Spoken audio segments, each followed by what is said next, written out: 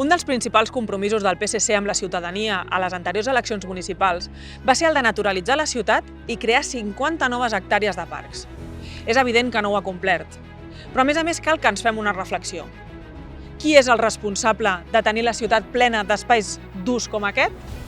El propi PSC. I ara resulta que hem de duplicar els recursos invertint per esmenar aquells problemes que ells van crear.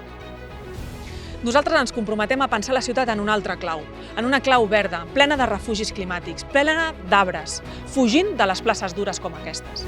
I també fugint de continuar creixent de manera permanent i constant.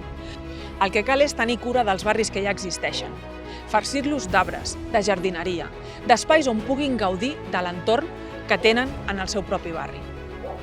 Per tant, nosaltres ens comprometem a desenvolupar l'urbanisme en aquesta clau, en clau verda, en naturalitzar de veritat, des del principi.